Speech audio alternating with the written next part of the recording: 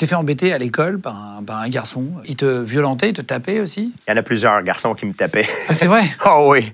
Un jour, t'en as recroisé un, quelques années plus tard. Je le reconnais. Je me garde sur le côté et je marche vers lui. Bonjour tout le monde et bienvenue sur Légende. Aujourd'hui, notre invité s'appelle Georges St-Pierre. C'est une légende du MMA, du combat. Il a été champion, donc c'est-à-dire qu'il a eu la ceinture pendant plus de 10 ans. C'est exceptionnel. Je suis très content de le recevoir. Il était en France, puisqu'il est d'origine canadien, du Québec. Il est venu quelques jours à Paris. On en a profité pour le recevoir aujourd'hui. Vous allez voir, on va essayer de parler de son parcours, de comment il n'était pas prédisposé du tout à être un champion de MMA, comment il y a cru tout seul au départ et comment il a réussi à vivre son rêve, il va nous expliquer tout ça. En tout cas, merci de vous abonner de plus en plus nombreux. Si vous avez 2 secondes, abonnez-vous à notre chaîne YouTube. Ça nous aide vraiment beaucoup à chaque fois que vous le faites. Sur notre chaîne YouTube Légende, vous pouvez aussi liker la vidéo et la commenter. Ça nous aide vraiment sur l'algorithme en mettant la petite cloche aussi pour être au courant des prochaines sorties de vidéos. Et pareil, en podcast audio, si vous voulez nous écouter, comme ça dans la voiture ou le soir ou au travail, vous pouvez nous écouter en audio directement sur Spotify, sur Deezer, sur Google Podcast, Apple Podcast. En tout cas, merci d'être de plus en plus nombreux chaque semaine. On met 3 vidéos, le mercredi, le vendredi et le dimanche. Et là, c'est parti avec l'interview de Georges St-Pierre sur Légende. Bonjour, je m'appelle Georges St-Pierre. Je suis dans les studios de Légende. Et ben voilà, bienvenue Georges. Merci. Ça fait plaisir de te recevoir. Merci. T'es venu promotionner La Cage, c'est ça, la série de Franck Gastambide sur le MMA? Exactement, c'est la première série sur le MMA et en fait, je joue mon propre personnage. Le concept, en fait, c'est une histoire fictive. C'est un personnage. Et dans l'histoire, il y a plusieurs athlètes du MMA qui apparaissent. On va en reparler après, hein, mais c'était juste pour expliquer comment on a eu la chance de t'avoir et on profitait du voyage. T'as profité un peu de Paris aussi? On va reparler de ta carrière après, on va refaire ton parcours, mais t'as pu profiter un peu de la ville, de Paris, tout ça? Ah, bien sûr. Bien sûr. C'est pas la première fois que je viens à Paris. J'adore Paris. C'est une ville magnifique. L'architecture est splendide. Et moi, j'adore la culture. Je suis d'origine française. Mes ancêtres viennent de Normandie. Où ça? Rouen. De Rouen? Oui. Okay. Je suis mélangé. J'ai des ancêtres de la Normandie, de l'Afrique du Nord même et d'Italie. Alors, ah wow, t'as fait les tests ADN? J'ai fait les tests ADN. C'est vrai? Oui. C'est interdit, je crois, en France maintenant. Ah oui? Oui, je crois. J'ai vu que tous les sites avaient arrêté de faire ça. Je crois qu'on n'a plus le droit d'envoyer son ADN. Je ne sais pas pourquoi, s'il y a une raison. Je trouve que c'est dommage parce que tu peux arriver à repérer certaines prédispositions que par exemple, génétiques. Par exemple, comme moi il faut que je fasse attention aux conditions, aux maladies reliées au système digestif. Donc, je dois faire attention, par exemple, quand je mange, prendre bien le temps de mastiquer parce que je sais que génétiquement, peut-être, je suis plus apte à avoir certaines conditions que d'autres. Par exemple, si tu sais que dans ta génétique, tu as plus de chances d'avoir un cancer des poumons et que tu fumes en plus, là, tu augmentes des chances. Quoi. Exactement. Donc, tu peux contrôler ton environnement, mais ta génétique, tu peux pas la contrôler. Donc, je pense que c'est dommage. C'est quelque chose qui est intéressant à savoir. J'ai plein de questions à te poser. Tout à l'heure, on a commencé à parler dans le bureau, quand tu es arrivé, on a parlé d'OVNI, des questions qu'on se pose de la vraie vie, en fait. C'est-à-dire que je crois que tu as rencontré Elon Musk, tu nous raconteras tout à l'heure aussi. Tu es une star du MMA, tu as fait 19 ans de carrière, c'est ça à peu près? Environ. Maintenant, j'ai 43 ans et j'ai commencé ma carrière professionnelle à 19 ans. Tu as été un des précurseurs, en fait. À l'époque, c'était pas aussi connu qu'aujourd'hui, en France? Non, c'était pas aussi connu. Et je me souviens même d'une époque, même dans mon pays, quand j'ai commencé, j'avais de la difficulté à me faire respecter. On me voyait comme un bagarreur de rue. Et puis, même lors de mon premier combat de championnat du monde à Montréal, quand j'ai gagné mon combat contre... en fait, ma revanche contre Matt Serra, c'était à Montréal. C'était la première fois que l'UFC venait à Montréal. Et... le lendemain, je suis dans le journal en train de frapper mon adversaire. Comme ça, il y a une belle photo et c'est marqué en anglais « Les barbares surpassent le record de foule des Canadiens de Montréal. » Chez moi, le hockey, c'est le sport national. Donc, il n'y a rien qui bat le hockey, mais on a battu le record de foule des Canadiens de Montréal de hockey. Et les journalistes qui me traitaient de barbare, aujourd'hui, sont les mêmes... C'est les mêmes personnes qui m'appellent pour des entrevues. C'est vrai? Et ça me fâche pas parce que je pense que ça a dû passer par l'éducation. Les gens ne comprenaient pas vraiment la science du combat. Et maintenant, en étant plus éduqués, ils arrivent à comprendre qu'on n'est pas des bagarreurs de rue. On est vraiment des athlètes qui s'entraînent à chaque jour pour pour ça. On va y revenir parce que toi, t'aimes pas te battre. Tu dis c'est un très mauvais moment, j'ai pas envie d'y aller.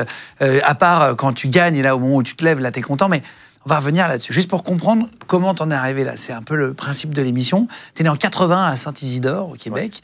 Ouais. C'est quoi l'ambiance à la maison? T'es élevé par tes deux parents, t'as des frères et sœurs. C'est comment? Oui, j'ai un père, une mère et deux sœurs plus jeunes. Moi, quand j'ai grandi, tout d'abord, j'étais victime d'intimidation à l'école. Tu étais harcelé, en gros? J'ai été harcelé. Et je suis chanceux parce que mon père était une ceinture noire en karaté.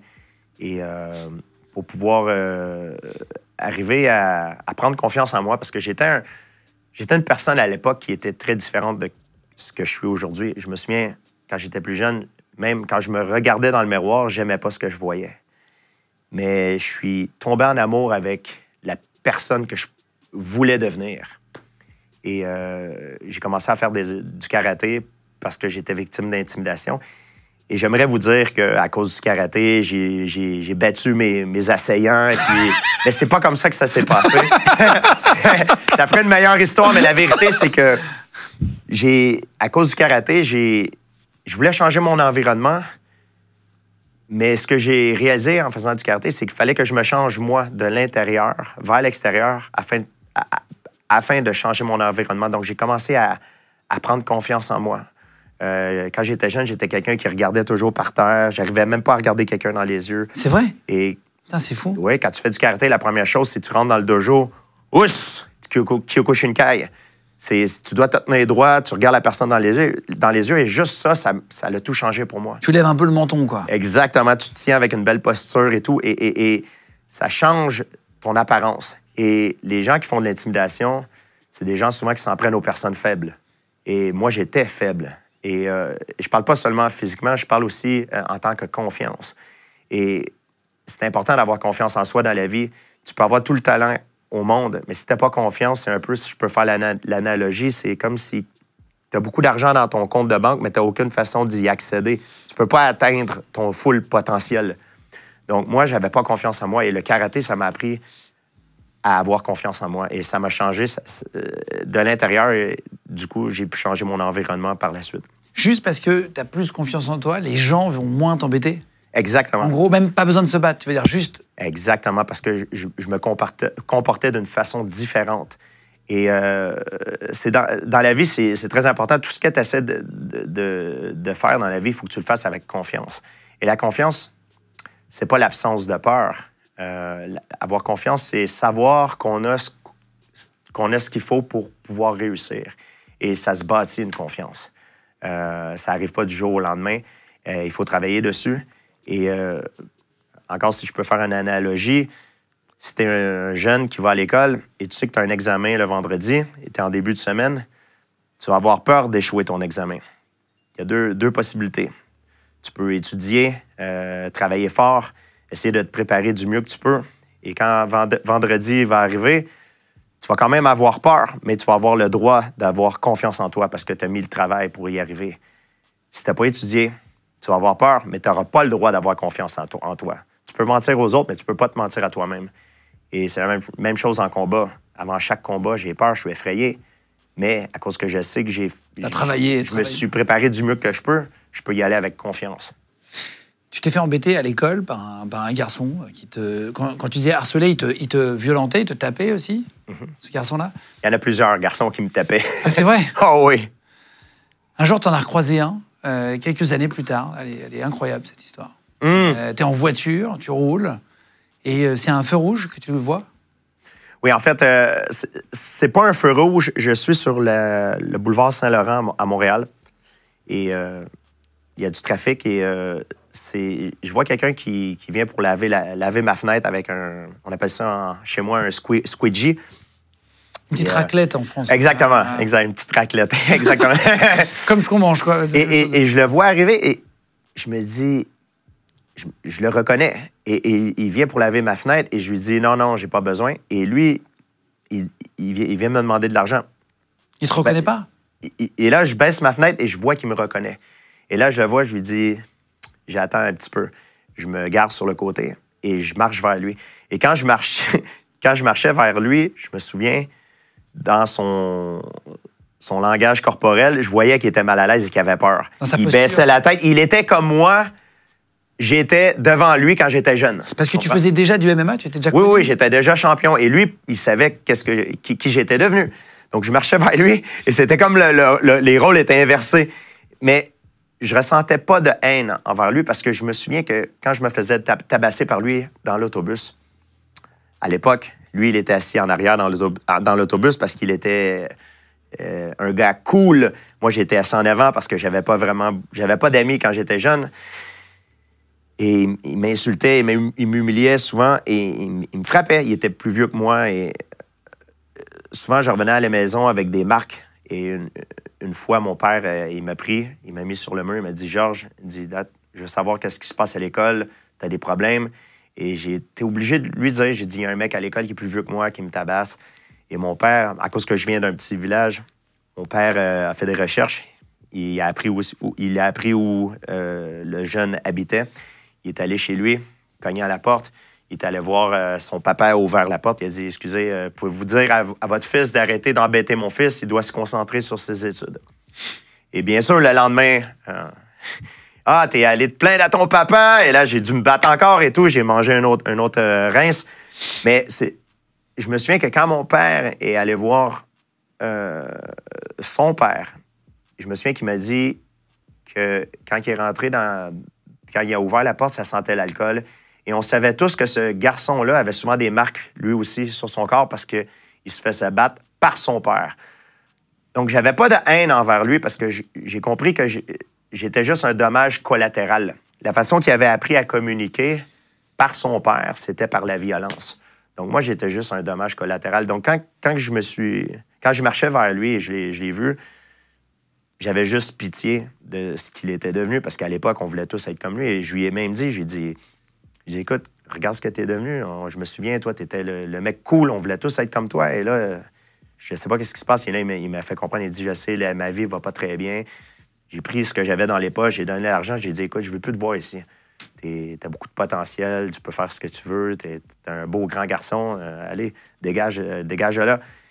Et quelques mois après, il est allé chez mes parents à Saint-Isidore parce que je viens d'un petit village. Tout le monde se connaît. Et puis, il est allé cogner. Il a demandé à me voir. Chez toi? Hein? Chez moi. Et mes parents, ils ont dit, Georges, j'habite plus ici. Ça fait longtemps, bien sûr. Et il a laissé un message pour moi. Il a dit, je veux juste dire que Georges, il m'a parlé. Ça m'a beaucoup fait du bien. Et maintenant, j'ai un travail. Je voulais lui dire merci. Et puis, ça m'a donné comme une douce revanche. Ça m'a fait vraiment du bien de savoir ça. De lui avoir pardonné? Exactement. Exactement. Toi, tu es religieux, parce que le pardon, c'est vraiment un truc aussi dans la religion qui est important. Tu penses beaucoup? Tu as une foi? J'ai la foi, mais je ne suis pas religieux pour autant. Je ne sais pas si l'histoire qu'on m'a appris quand j'étais jeune s'est vraiment passée comme ça. Il y a plusieurs modèles de dieux. Il y a même plusieurs dieux. Il y en a qui croient à plusieurs dieux. Même dans l'histoire, il y a tellement eu différentes religions.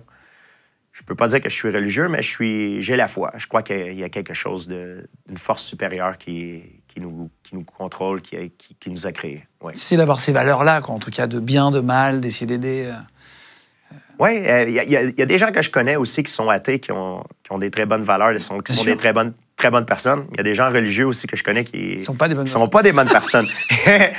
Alors, ça dépend. Pour moi, personnellement, je crois qu'il y a quelque chose, mais je peux pas dire que c'est à cause que j'ai la foi que j'essaie de faire des bonnes choses. Tu vois, peut-être que ça n'a pas vraiment un lien. J'essaie juste d'être une bonne personne. J'essaie de ne pas faire aux gens ce que je ne veux pas qu'on me fasse. Oui, je comprends. C'est le principe sous lequel je vis. Tu crois au hasard? Ou est-ce que parfois tu dis, tiens, c'est quand même bizarre qu'à chaque fois tous ces trucs qui arrivent, il n'y a pas de hasard, tu vois ça?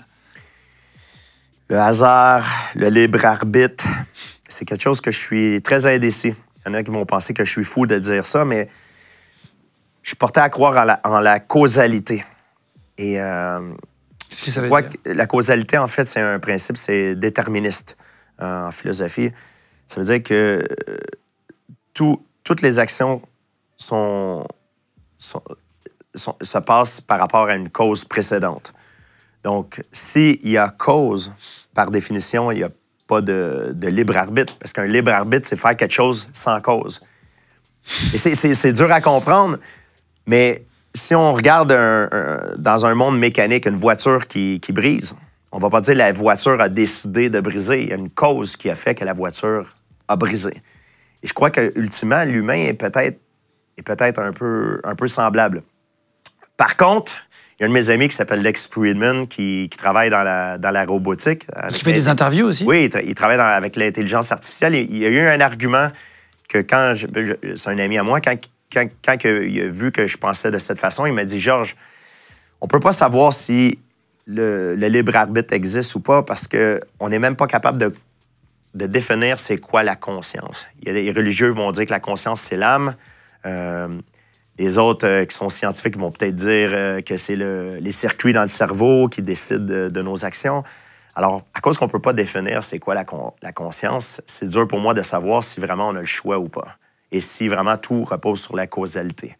Je suis indécis. Je ne sais pas. Ouais, tu sais pas encore. Donc, peut-être qu'un jour, tu prendras... Je suis un ignorant, en fait. Ça prend beaucoup de courage, parfois, d'admettre qu'on ne sait pas. C'est vrai. Il y a des gens qui pensent tout savoir, mais je pense que c'est encore pire. C'est encore pire. Quand tu penses tout savoir, en réalité, tu ne sais pas que d'admettre que tu ne le sais pas. Tu parlais de Lex Friedman, qui est un de tes amis, et il fait des interviews, lui, sur Internet, ils sont très bien aussi. J'ai vu qu'il interviewait beaucoup Elon Musk à plusieurs reprises et qu'il s'entraînait avec lui, qu'il faisait du sport. Il t'a déjà présenté Elon Musk? On reviendra après sur la suite de la carrière, on va reprendre, mais juste petite pause pour en parler, c'est assez fou. Oui, bien sûr. En fait, Lex Friedman, c'est un ami à moi, oui, et on s'entraîne ensemble parfois. Et moi, je l'apprécie beaucoup parce que c'est quelqu'un qui est extrêmement... Il a une éducation incroyable. Et puis, à chaque fois que je passe du temps avec lui, j'apprends beaucoup de choses. Et Elon Musk, il y a un moment, il y avait eu un problème avec Mark Zuckerberg. Et il y a eu beaucoup de... Il s'était chauffé pour faire un combat. Ouais, il voulait faire un combat et tout. Et j'avais envoyé un tweet sur la plateforme X parce que tous les combattants prenaient pour Mark Zuckerberg parce qu'il est un fan de MMA, il s'entraîne en MMA. Donc moi, j'admire Elon pour certaines de ses idéologies sur le free speech, la liberté d'expression. Donc, je trouvais ça dommage qu'il était seul. Donc, j'ai envoyé un tweet sur la plateforme X et j'ai dit si tu as besoin d'aide pour te préparer pour ton combat, ça va me faire un plaisir d'y participer puis de t'aider. Et il m'a retourné, il m'a répondu. Il m'a répondu. Et je trouvais ça génial. Et Lex Friedman, qui est un bon ami à Elon, a organisé un entraînement avec lui, moi et mon coach John Danaher quand je suis allé à Austin la fois d'après. Donc, on s'est rencontrés, on s'est entraînés, on a fait du jiu-jitsu. C'était vraiment super. C'est vrai, et il est comment, alors, Elon Musk? En fait, Elon, c'est quelqu'un c'est une grande personne. Il pèse environ 215 livres, qui est pour vous en kilos peut-être 95 kilos. C'est un gros monsieur. Ouais. Il est beaucoup plus gros beaucoup plus pesant aussi que Mark Zuckerberg. Oui, c'est pas le même. Dans la vraie vie, ils pourraient pas combattre ensemble. Absolument pas. C'est pas le même poids. Non, il y a environ 20 à 25 kilos de différence entre les deux hommes. Donc, ça serait impossible. Mais on s'est entraîné pour le plaisir. Et puis, c'est quelqu'un qui a fait beaucoup de judo. Il a même fait du karaté Kyokushin quand il était jeune. Et puis, c'est quelqu'un, quand il met son cœur dans quelque chose, il y va fort. Il va à 100%. On l'a vu. Et puis, s'il voulait peut-être faire le combat, il pouvait le faire. Il pourrait le faire, c'est certain, s'il met son cœur. Mais je pense qu'il travaille tellement sur des choses plus importantes pour l'humanité. Il devrait passer son temps plus à ce genre d'activité-là que de se concentrer sur un combat.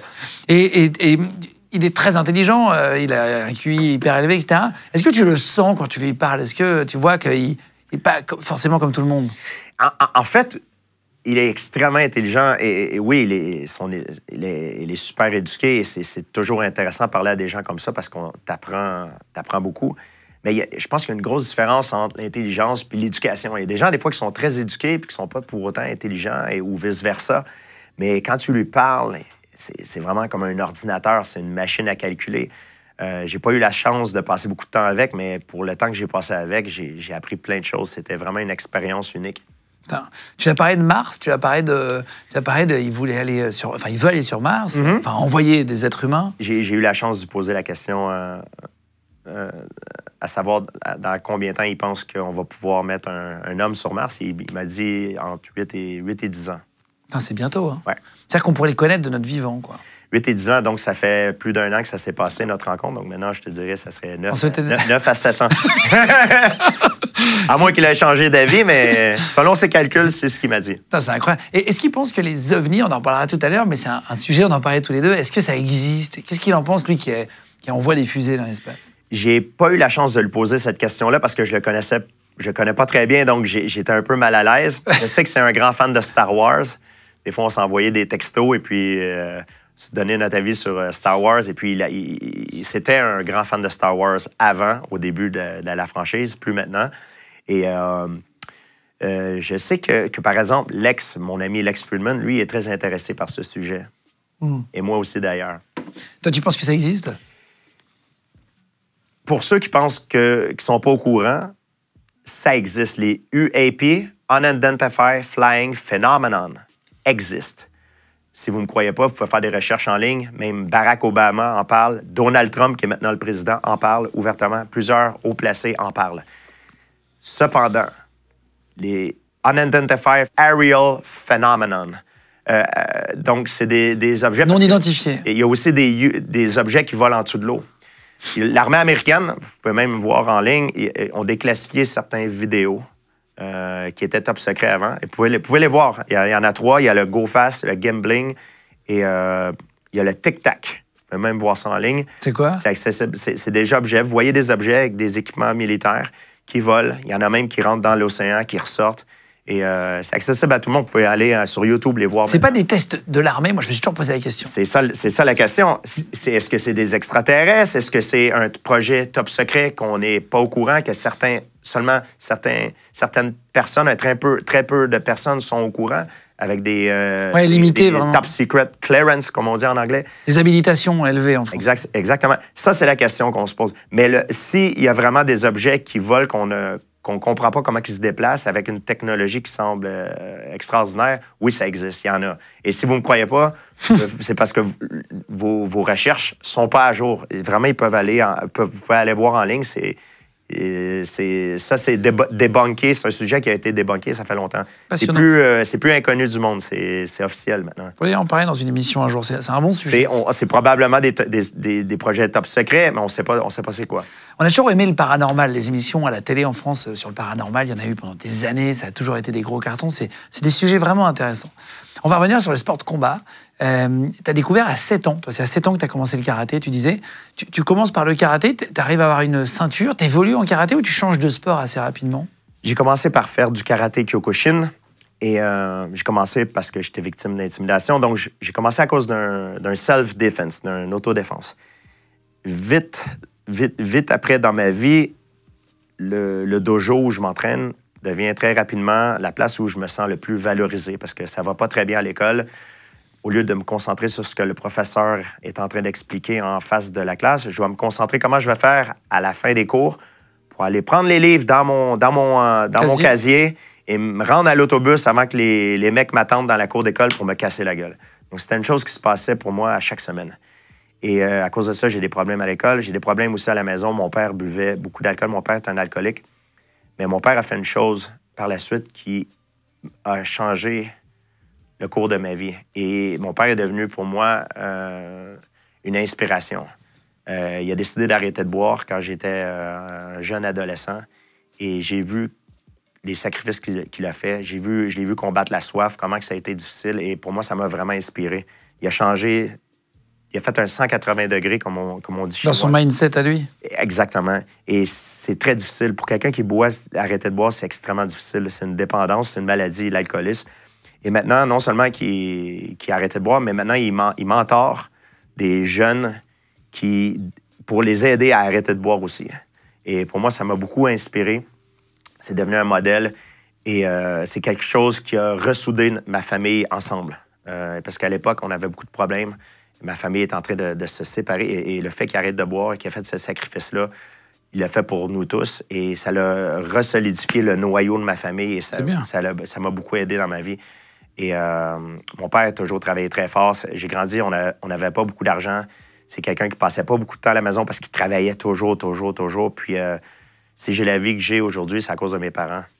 Je suis vraiment très reconnaissant pour ça. C'est bien de s'en rendre compte.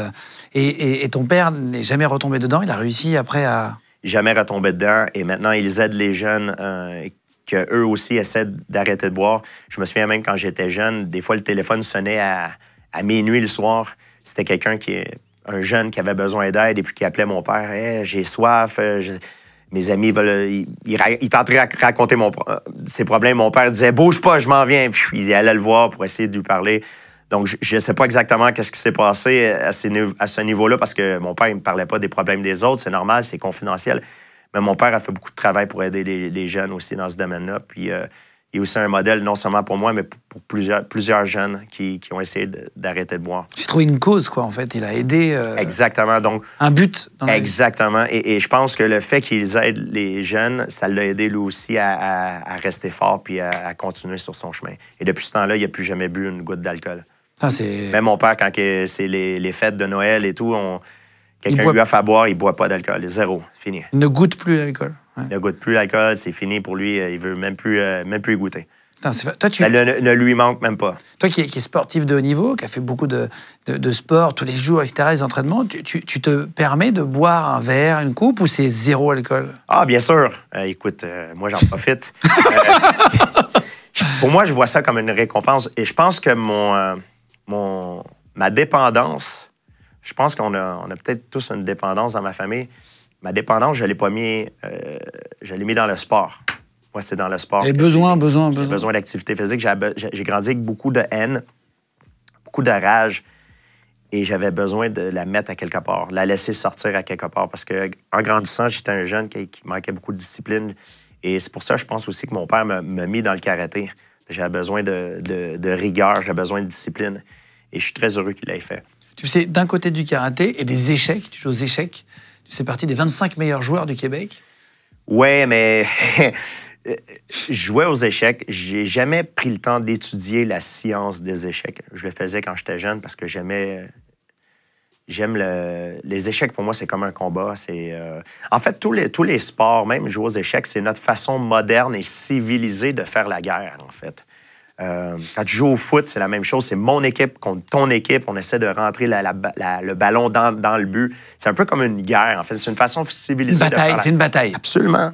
Et les échecs, c'est la même chose. C'est très stratégique et c'est la raison pour laquelle j'ai toujours aimé les échecs. Mais j'ai jamais pris du temps et mis beaucoup d'efforts à apprendre davantage. Donc, c'est pour ça que je pense que je me suis jamais rendu très loin. Je faisais les tournois. Quand j'arrivais à Montréal pour le tournoi régional, je me faisais toujours éliminer. Mais au moins, j'avais du bon temps. Je manquais l'école. Donc, ça te permettait de manquer les cours pour aller représenter ta région en compétition. Mais c'est pour ça que je le faisais. Après 16 ans, tu vas devoir faire une pause dans le sport. Tu vas perdre ton entraîneur. Il va décéder. Ouais. Ça va être un coup d'arrêt parce que tu le vis mal. Tu étais très proche de lui ou comment ça s'est passé, ça? Mon sensei, Jean Couture, c'était un homme qui était très, très dur. Il enseignait vraiment un style un peu la vieille école. Il pouvait pas enseigner... Il n'aurait pas pu enseigner aujourd'hui de la même façon qu'il faisait avant. Il serait probablement en prison. Les temps ont changé. Ça ne se fait plus maintenant. Mais je suis très heureux qu'il l'ait fait parce que j'avais besoin de discipline. C'était militaire, quoi. Oui, absolument. Et moi, j'avais besoin de ça. J'étais quelqu'un qui défiait toujours l'autorité et tout. Donc, j'avais besoin de quelqu'un comme ça. Et ça a été, pour moi, le parfait sensei. Et par la suite, quand il est mort, je me souviens, je suis allé chez des amis qui avaient loué à l'époque, c'était des VSR, des tapes, des cassettes qu'on met dans la machine pour voir la vidéo. Ah oui, les VHS. Le VHS, c'est qu'on dit en français, excusez-moi. Nous, on utilise les termes américains chez moi. Et mon ami, j'étais chez des amis, il avait loué le UFC. Et on a regardé le premier tournoi du UFC que Royce Gracie a gagné. UFC, c'est du MMA. MMA. C'est les plus gros, hein. C'est la ligue la plus grosse, la plus prestigieuse. C'est comme la Ligue des champions au football, quoi. Exactement. Mais au début, c'était un peu vu comme un sport barbare. Il n'y avait pas de règlement, pas de catégorie de poids. Et je me souviens, celui qui a gagné le tournoi, c'était Royce Gracie. Et Royce Gracie était beaucoup plus petit que la plupart de ses adversaires.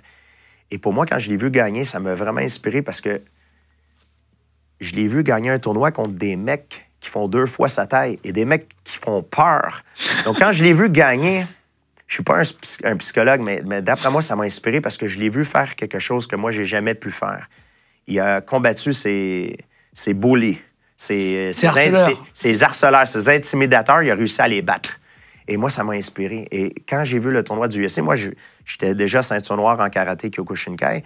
J'ai dit à mes potes, j'ai dit, c'est ce que je veux faire. Je veux faire des arts martiaux mixtes. Et ils sont tous mis à rire. Jamais de la vie, tu y arriveras jamais et tout. Et par la suite, moi, je viens d'une réserve autochtone à Kanawaki. Le sport était illégal au Canada à l'époque. Donc, le premier gala en sol canadien s'est fait à Kanawaki, à 5 minutes de chez moi. Et celui qui a gagné le tournoi à l'époque, le champion des poids lourds, c'était un Français. C'était Christophe Médoux, qui vient de la Côte d'Azur, de Nice. Et moi, j'ai assisté, je suis rentré en secret parce que j'ai des amis qui m'ont fait rentrer pour assister au gala. Le MMA était illégal? C'était illégal, donc ils faisaient ça dans les réserves autochtones parce qu'eux, c'est comme un territoire qui à part entière, hein. Oui, exactement, qu'ils ont leurs propres règles. Et je suis allé voir le gala du AIFC. Christophe a gagné et j'ai vu un Français qui a gagné le gala. Et quelques semaines après, je suis avec ma voiture dans la rue, je le vois dans la rue, par pur hasard. Je descends de mon véhicule, je suis jeune à l'époque, j'ai comme 16-17 ans, je descends dans la rue et peut-être 16 ans, je vais le voir, je lui dis « Monsieur Médoux, je m'appelle Georges Saint-Pierre, je suis ceinture noire de karaté Kyokushin aussi, comme vous, et j'aimerais apprendre à faire du MMA. Je veux faire du MMA. » Et encore aujourd'hui, je ne sais pas pourquoi, il m'a regardé, il m'a dit « D'accord, viens me voir demain à tel gym, dans telle salle, à telle heure. » Parce qu'il passait beaucoup de temps à Montréal, il s'entraînait à Montréal aussi. Et je suis allé le rencontrer le lendemain. Et depuis ce temps-là, on s'est jamais quittés. Et c'est devenu mon mentor. Incroyable. Mon mentor, c'est un Français qui a grandi à Nice, sur la Côte d'Azur. C'est fou. Et il a cru en toi tout de suite? Il te croise dans la rue, il se dit, OK, il a un truc dans les yeux, j'ai demandé même tout récemment, j'ai dit, pourquoi que tu m'as donné cette chance-là? Le sport n'était pas connu à l'époque. Et puis, il n'y avait pas autant d'adeptes du sport. Et il m'a dit... J'ai vu quelque chose dans tes yeux, puis je savais que tu étais sérieux. Et alors, j'ai comme cru directement. Et là, j'ai commencé à m'entraîner avec Christophe. Et je suis passé professionnel quand j'avais 19 ans. Et quand je suis passé professionnel, tous mes amis qui me disaient que jamais j'étais pour y arriver et tout ça, maintenant, ils ne savaient plus quoi dire. Et par la suite, j'ai dit à mes amis... Maintenant que je suis professionnel, je vais aller à l'UFC. Je vais aller me battre à l'UFC. Et encore une fois, ils sont mis à rire. On dit jamais de la vie, tu ne pourras jamais y arriver. Seulement les meilleurs au monde vont à l'UFC. Tu n'as pas les toughs. Tu viens d'un petit village, c'est impossible. Et puis, avec beaucoup de travail, j'ai dû sortir de ma zone de confort. Je suis allé à New York. J'ai fait des voyages à travers le monde pour aller chercher de l'expertise que je ne pouvais pas avoir à Montréal. Et quand tu fais ça, quand tu t'es forcé à aller dans une autre salle, c'est très difficile parce que beaucoup d'intimidation. Tu connais personne, tu es un peu l'étranger, tu arrives. Ouais. Et dans le sport de combat, les gens qui pratiquent des sports de combat, surtout en MMA, ils le savent. Quand tu arrives dans une nouvelle salle, les mecs veulent te tester. Et moi, quand je suis arrivé à New York, aux États-Unis, je parlais pas anglais. J'étais nouveau. J'étais le petit Frenchie, comme ils disent. Et puis, ils ont voulu me tester. J'ai subi l'intimidation pendant longtemps. Encore là-bas. Quoi. Encore une fois. Jusqu'à temps qu'ils me prennent sous leur aile et puis qu'ils m'acceptent comme un des leurs. Et puis, j'ai appris beaucoup. Et là, j'ai rencontré John Danaher, un autre de mes mentors qui a changé ma vie, ma vision complètement du jiu-jitsu. Mais tu dis, ils te testent, tu arrives dans une salle à New York, tu arrives, tu connais personne, ils se battent avec toi, ils te testent vraiment? La façon que ça fonctionne, par exemple, en jiu-jitsu, c'est que quand tu arrives dans une classe, le professeur va montrer certaines techniques. Mais après la classe, quand tu as fini de travailler certaines techniques, tu peux aller faire du combat live. Donc, c'est là que tu choisis un partenaire et puis tu peux aller à fond. Et en jiu-jitsu, tu n'as pas le droit de les frapper. Mais pour abandonner, tu as le droit aux étranglements, clés de bras, clés de cheville. Donc, pour abandonner, si tu veux pas que ton bras il casse, tu tapes.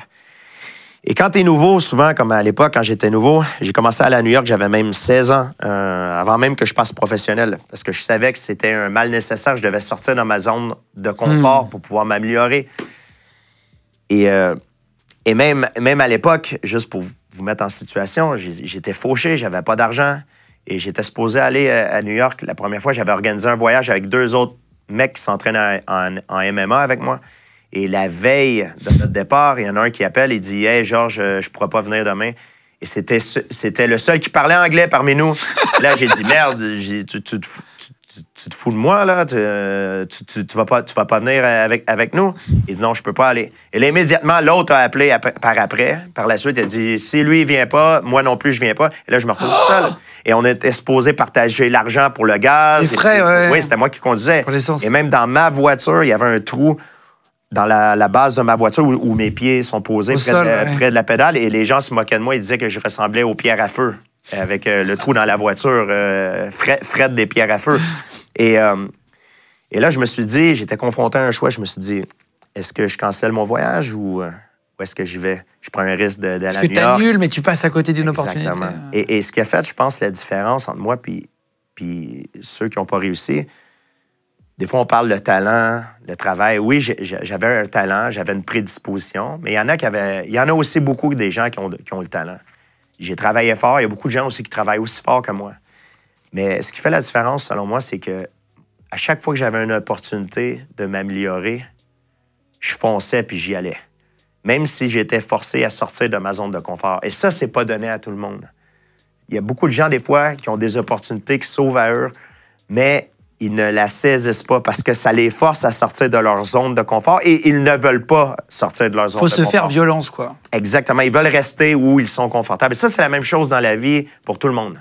Des fois, tu dois sortir de ta zone de confort pour pouvoir t'améliorer. Et moi, j'ai jamais hésité à le faire.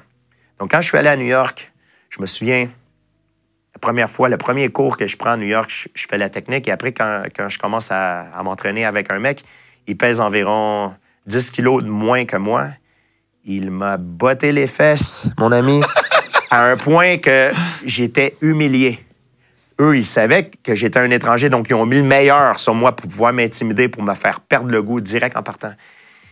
Et ça m'a tellement, émotionnellement, ça m'a tellement fait mal parce que moi, j'avais un rêve et là, mon rêve venait de s'écouler. Je me disais dans ma tête, c'est impossible que j'atteigne ce niveau-là, que je devienne aussi bon que ces mecs-là. Et le professeur John Danner m'a dit, il est venu me voir après le cours. Je pouvais pas vraiment parler anglais, mais j'arrivais à comprendre un peu. Il m'a dit, Georges, tu es très talentueux, tu mets beaucoup d'efforts, il faut que tu reviennes, tu vas apprendre, tu vas devenir meilleur.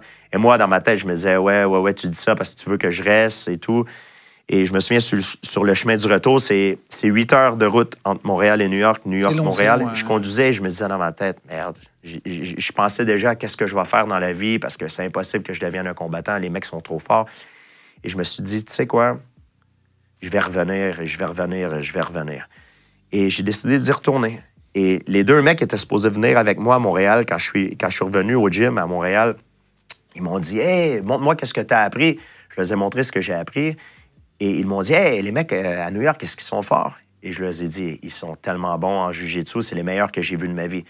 Et là, tu peux être sûr et certain qu'ils ne sont pas venus avec moi la prochaine fois parce qu'ils savaient qu'ils étaient pour se faire botter les fesses aussi. C'est ça, quand je parle de sortir de sa zone de confort, c'est ça que ça prend. Faut y aller, quoi. Et j'ai continué à retourner à New York à chaque mois sur une base régulière et petit à petit, j'apprenais, je devenais plus fort et maintenant, aujourd'hui, c'est moi qui est rendu en haut et c'est les autres qui sont arrivé en bas. numéro 1. Exactement. C'est maintenant les gens qui viennent à Montréal pour apprendre de moi. Alors, c'est intéressant, ça a changé. Ouais, et puis aujourd'hui, ce qui s'appelle en anglais, ils disaient give back. Tu vas donner maintenant, j'imagine, plus de temps s'il y a un jeune qui vient te voir, quelqu'un qui vient te voir en disant Georges, je rêverais de faire comme toi, tu vas plus l'écouter aussi. Oui. Parce que tu sais ce qu'il a vécu. Oui, exactement. Je sais par où il a passé. Et puis, j'ai beaucoup de respect pour les gens qui sortent de leur zone de confort. Ça prend beaucoup de courage. C'est pas donné à tout le monde. On va parler justement du succès qui commence à arriver. C'est en 2002, tu fais ton premier combat de MMA professionnel. Comment ça se passe? C'est là où tu gagnes de l'argent, tu commences à gagner, tu es payé. Parce que être professionnel, ça veut dire gagner de l'argent par combat. On gagnait pas beaucoup. C'est pas des salaires mensuels, c'est intéressant d'expliquer aussi. Tu es payé au combat ou payé par mois? au tout début, j'ai commencé à le faire parce que, en fait, tout le monde a commencé à le faire par la passion, parce qu'ils veulent devenir champion. Ce qui m'intéressait, il n'y avait pas d'argent à faire, c'était d'être champion, d'être le meilleur au monde. C'est un peu comme les athlètes olympiques. La médaille. J'étais un puriste, je voulais être le meilleur. Et je pense que mon premier combat à vie, à 19 ans, j'ai fait 1300 $. Et 1300, c'est parce que mon adversaire n'a pas fait la pesée durant la pesée officielle. Donc, il y a une partie de sa bourse qui m'a été remise. Donc, vous imaginez.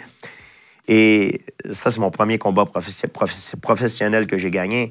Et mon premier combat à l'UFC, quand j'ai réussi à me faire recruter à l'UFC, mon premier combat à l'UFC, j'ai fait 3000 plus 3000 US. C'est rien. 3000 pour participer, 3000 si tu gagnes, en gros, c'est ça? Exactement. 3000 pour participer et 3000 en plus si tu gagnes. Ouais, donc Et mon premier combat de championnat du monde, qui était d'ailleurs mon troisième combat à l'UFC, contre Matt Hughes, que j'ai perdu, j'ai fait 9000 $. J'ai signé le contrat 9000 plus 9000. Mais c'était comme ça à l'époque. Il n'y avait pas d'argent à faire. Et j'ai perdu le combat. Ça a été ma première défaite. Bon, c'était pas ton premier combat, hein, celui que tu perds. C'était mon premier combat de championnat du monde. Et Matt Hughes, à l'époque, était une légende. Il avait comme un aura d'invincibilité. Et quand j'ai perdu ce combat-là, je pense que j'ai perdu ce combat-là parce que mentalement, je suis pas allé avec la bonne attitude. Je suis allé dans le combat pour ne pas perdre au lieu d'y aller pour gagner. Quand j'ai eu mon rematch contre Matt Hughes... T'as rejoué contre lui? Quelques années après, je me suis rebattu contre lui. Je l'ai battu, et je l'ai battu, c'était une domination totale. Oui, j'étais meilleur, mais je pense que physiquement, c'est pas que j'étais tant meilleur que je l'étais la première fois, c'est parce que mentalement, j'étais pas la même personne. J'avais appris de ma défaite. Quand j'ai perdu la première fois, j'étais trop intimidé. Je me souviens même durant le stare-down, le face-à-face, j'arrivais même pas à le regarder dans les yeux. J'arrivais pas à croire que j'étais... Face à lui? Face à lui. Parce que t'étais un peu en admiration? C'était une légende. C'était le mec que j'ai vu combattre pendant des années. Pour moi, il était invincible. Il y avait un aura d'invincibilité. C'était une légende. Et c'est après le combat, quand j'ai perdu le combat, je regarde la vidéo et je me suis dit, merde, j'aurais pu le battre. La raison pour laquelle j'ai perdu ce combat-là, c'est à cause de moi. Je l'ai mis sur un piédestal. Et c'est pour ça que la deuxième fois que je me suis battu contre lui, je l'ai vraiment dominé parce que mentalement, j'avais faim. Je savais que j'avais tous les atouts pour le battre. Mais je suis allé avec la gagne. J'avais la peur, mais je suis allé vraiment pour gagner. J'avais confiance en moi.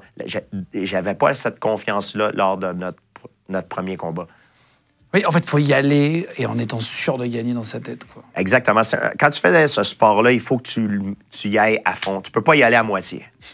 C'est comme un peu... C'est pas un match de foot où tu peux être le premier quart d'heure, t'es pas très bien, t'es obligé d'être fort tout de suite, quoi. T'es obligé. Une erreur, ça pardonne pas. Ceux qui jouent au foot, ils jouent je sais pas combien de fois par année. Ils ont la chance de se reprendre. Si ça va pas bien une journée, oui. tu peux te fier sur tes partenaires, tes coéquipiers. Tu fais des moins bons matchs que d'autres, ça arrive. Quand t'es dans l'octogone, tout repose sur toi. Si t'as une mauvaise journée, c'est une très, très mauvaise journée. Alors, tu dis, c'est fou aussi, tu dis que tu détestes combattre. Tu dis, c'est pas mon truc, j'aime pas ça, quoi. Mais ça paraît étonnant de faire un sport, mais qu'on n'aime pas le pratiquer, quoi. Tu vois ce que je veux dire? Ouais. Pour le commun des mortels, pour tout le monde. Mais c'est la vérité. J'ai jamais aimé combattre. Et les gens souvent me demandent pourquoi l'as-tu fait d'abord. La raison pour laquelle je l'ai fait, c'est que je me suis servi de ça pour me propulser où je voulais être dans la vie. Avoir la liberté. Un ascenseur social, un peu. Exactement. Avoir la liberté, l'argent, les accès aux choses que j'ai, que la plupart des gens n'ont pas. Une jolie voiture, tu dis que tu peux te payer les choses dans ta vie. Après. Mais par contre, j'ai dû passer par là. Il a fallu que je fasse ces sacrifices pour pouvoir y arriver. Mais j'ai jamais aimé me battre. J'aime le sport, j'aime la camaraderie que j'ai avec mes partenaires, j'aime m'entraîner. Mais la journée du combat, c'est le pire jour de ma vie. Alors... Avant, tu veux dire, avant le combat, c'est horrible? Ah, c'est terrible. T'as peur, t'es extrêmement inconfortable, c'est insupportable. Insupportable. Mais une des façons que j'arrive à combattre la peur, c'est en la contrôlant. Je sais que la peur, ça peut te permettre ça peut te paralyser.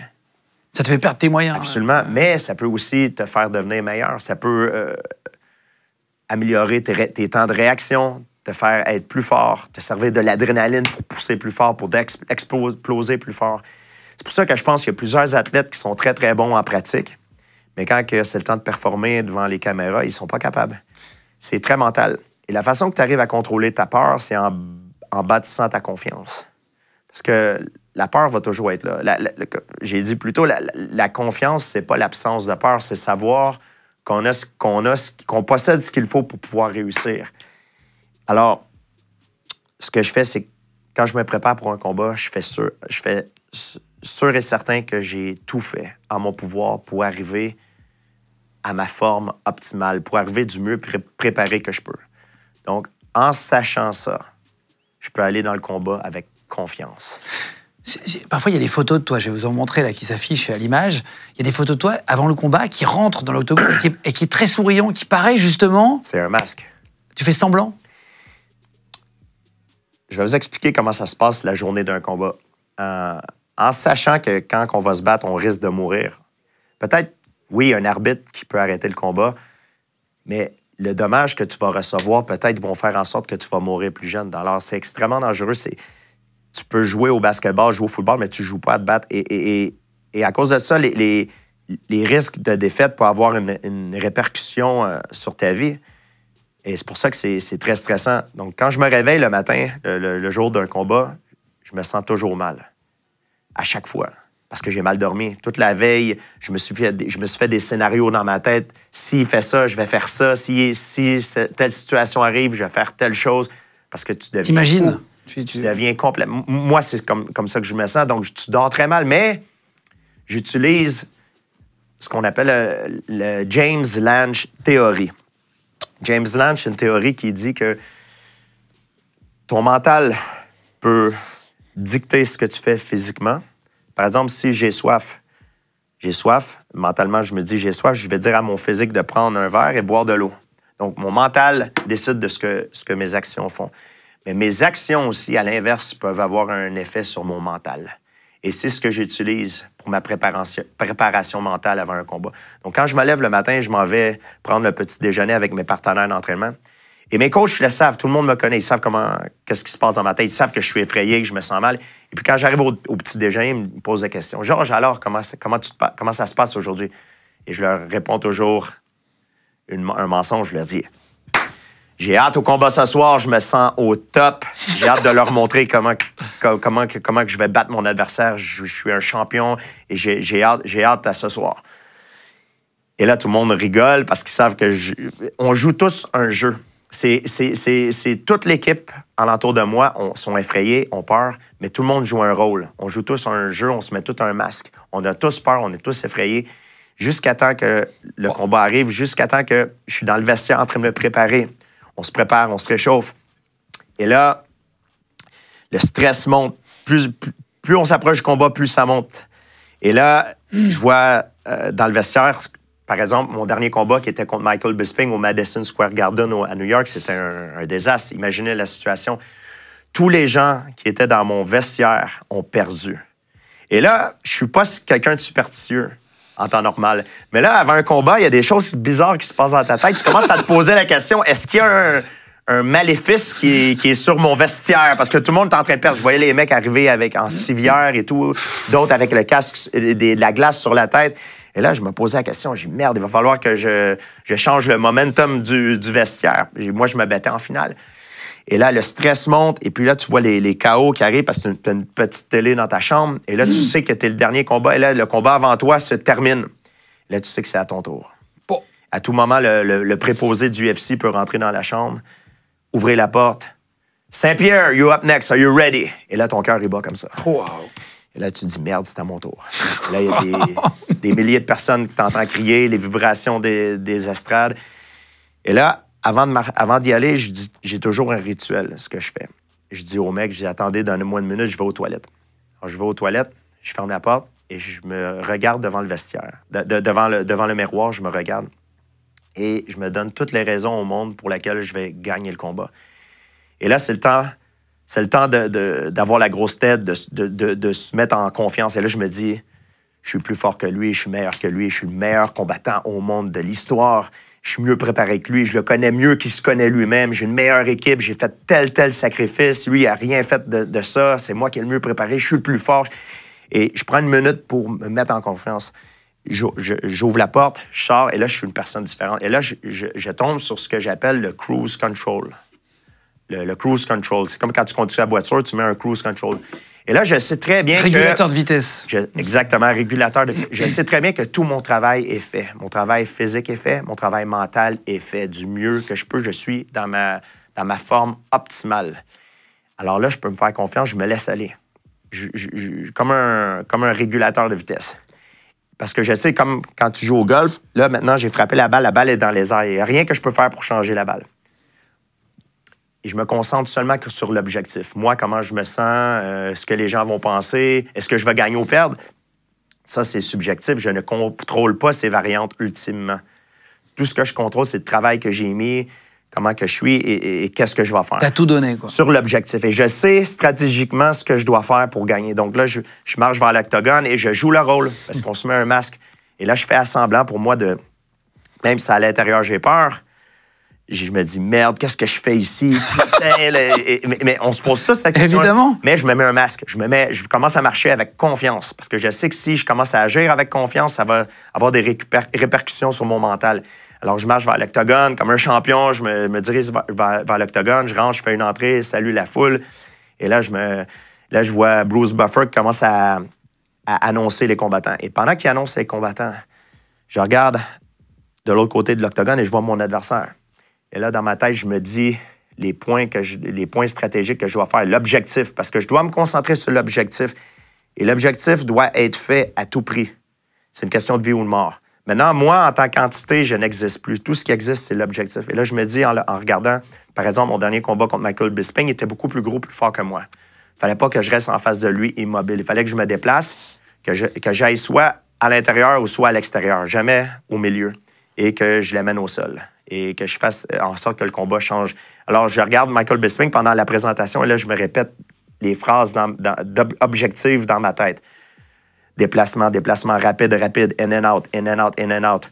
On va au sol, projection, déplacement, rapide, in and out, in and out. Et je répète ça dans ma tête, comme pour me donner confiance. Exactement, pour que mon corps réagisse.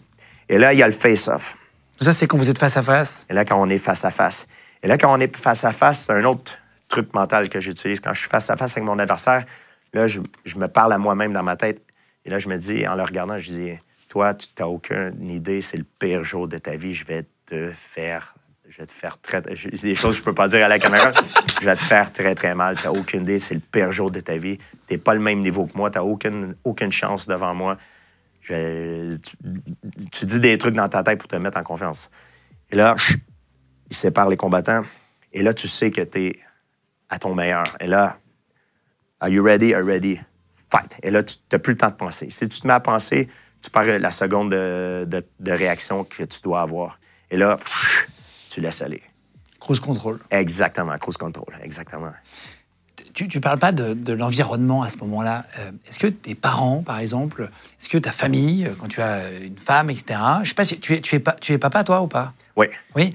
Tu étais déjà papa quand tu avais tes combattants? Pas encore? Non, exactement. Est-ce que tu penses à ça? Est-ce que ta compagne venait regarder? Est-ce que tes parents regardaient ou ils ne voulaient pas parce qu'ils avaient trop peur pour leur enfant? C'est une bonne question. Mes proches n'aiment pas me voir combattre et je les comprends. Il y a beaucoup de risques.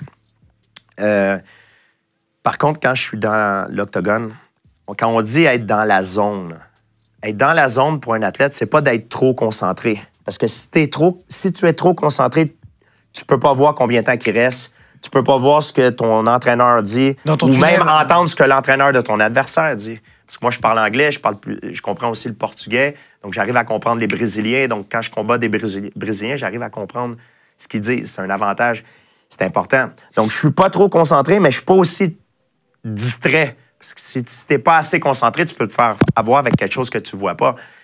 Être dans la zone, c'est d'être en parfait contrôle de ton adversaire. Tu vois combien de temps il reste, qu'est-ce que ton entraîneur t'a dit, qu'est-ce que son entraîneur t'a dit, ou, par exemple, mes parents sont assis, ou Dana White est assis, et tu es en parfait contrôle.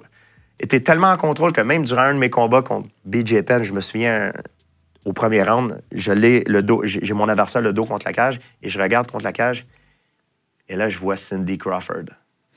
Et je vous jure que c'est vrai. J'ai pas compris si vous regardez le film, par exemple, Rocky, des fois dans le film, on voit que c'est au ralenti. Il prend des coups comme ça. Ouais. Et le visage j'ai l'impression que ça arrive pour les combattants en vrai aussi.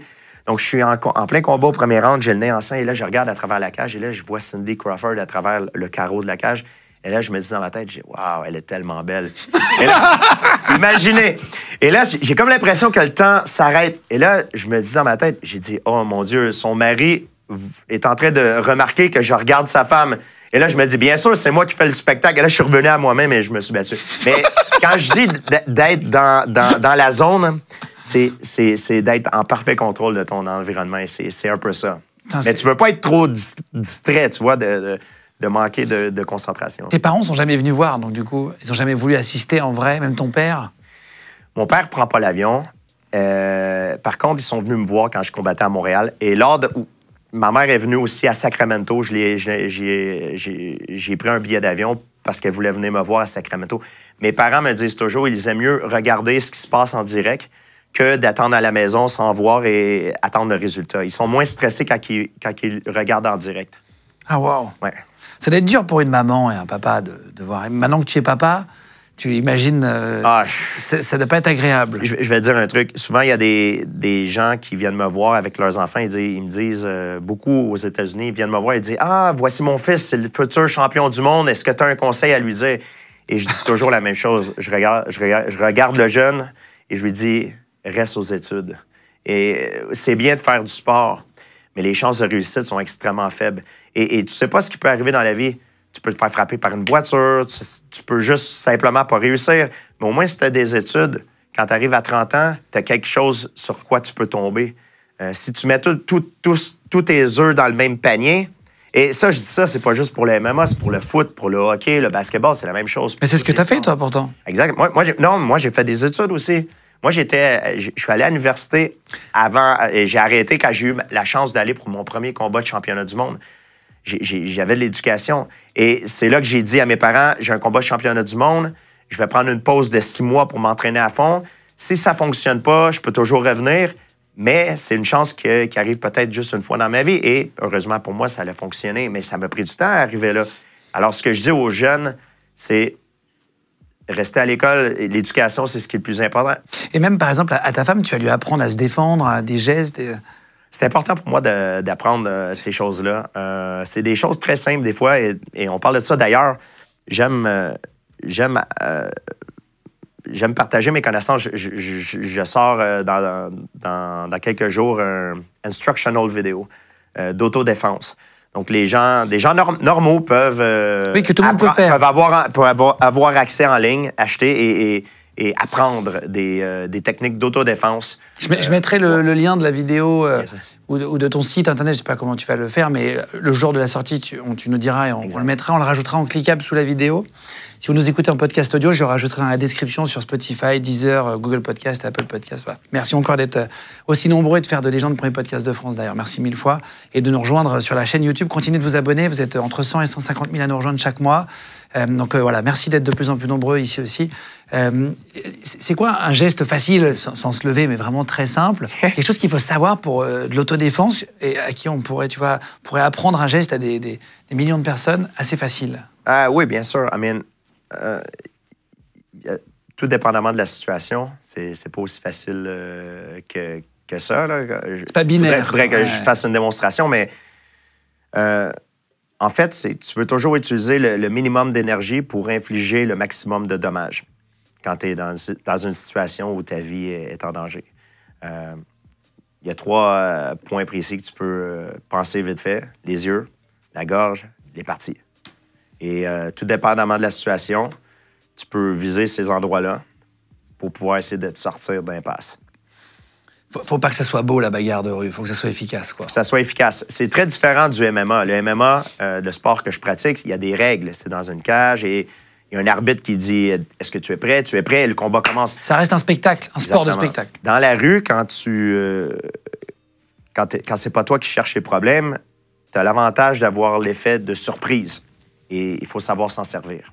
Et c'est là que l'autodéfense rentre en ligne de compte. C'est ce que j'explique d'ailleurs dans mes vidéos. Hâte de la voir. Je mettrai le lien, comme je disais avant. Est-ce que quand tu deviens champion en 2006, c'est ça, sur un match retour, tu deviens donc numéro 1 de ta catégorie à l'UFC, donc tu arrives, enfin tes amis qui te croyaient pas capable s'excusent à un moment donné ou pas? Oui. Mes amis... En fait, moi, ce que j'aime dans la vie, ce qui me motive, c'est quand quelqu'un me dit que ce que j'essaie d'accomplir est impossible. C'est ce qui me donne la motivation. Et ça reste mes amis pareil. Et même ma famille ne voulait pas que je choisisse ce chemin dans la vie. Pour moi, il y a deux choses qui peuvent arriver. Quand tu essaies d'accomplir quelque chose et tes proches et tes amis te disent que tu ne peux pas y arriver, c'est soit que tu peux te dire dans ta tête « Ah, ben je laisse mes amis parce qu'ils me ralentissent », ou tu te sers de ça comme motivation. Moi, c'est ce que j'ai fait. Je sais que c'est mes vrais amis. Et c'est d'ailleurs ces mêmes amis-là avec qui je suis aujourd'hui, pour moi, sont importants parce qu'ils m'aiment, ils veulent le bien pour moi. Ils veulent pas que je choisisse un chemin difficile. C'est normal, c'est une réaction qui est normale. Mais pour moi, je me sers de ça comme motivation pour leur prouver qu'ils ont tort. Est-ce qu'à un moment donné, quand tes amis te suivent, etc., eux, ils te disent toujours ce qu'ils pensent? Parce que les gens que tu croises dans la rue, ils vont toujours te dire que t'es génial quand ça marche, etc. Est-ce qu'à des moments, ils t'ont dit, attention, là, t'as pris la grosse tête ou, c'est très important. Tu peux prendre la grosse tête, ça arrive à plein de gens, très bien. Et quand tout le monde te dit que t'es génial, bah, après, tu peux être un peu plus dur avec les autres, etc. Est-ce que ça t'est arrivé aussi d'avoir ce moment où tes potes te disent... Ça m'est déjà arrivé, quand je suis devenu champion du monde, la première fois, j'ai eu, sans dire prendre la grosse tête, j'ai eu un excès de confiance. J'ai eu un faux sentiment de sécurité. Je croyais que j'étais intouchable. Et là, j'avais ma première défense de titre contre Matt Serra. Tu joues ta ceinture? Je joue ma ceinture. Je viens de battre la légende Matthews. Je viens de lui passer le KO. Je l'ai mis KO. Et là, je suis la nouvelle vedette de l'UFC à un très jeune âge. J'ai pas la sagesse encore, les connaissances que j'ai maintenant, mais je suis un jeune. Quel âge tu as en 2006 quand tu deviens champion du monde? Vite fait, je crois que j'avais, je pense, 23 ou 24 ans. Très, très jeune. Je deviens champion et là, ma vie change. Et les gens, les médias, tout le monde commence à parler de moi en Amérique. Et j'ai des nouveaux amis. Tout le monde me fait des compliments. Tout le monde veut être avec moi et tout. Et je commence à croire à mon aura d'invincibilité. Et là, je combats Matt Serra, qui est un vétéran, qui est un mec qui est très fort, mais qui n'est pas nécessairement connu pour ses talents naturels. C'est quelqu'un qui a bossé très dur et qui a réussi de peine et de misère à se frayer un chemin à devenir l'aspirant numéro 1. Et là, je me rappelle, même les odds à Vegas, les odds du casino me mettent favori à quelque chose comme 11 contre 1. Et là, tout le monde me dit « Ah, Matt Serra a aucune chance. » Et faut se méfier des... Je commence à y croire.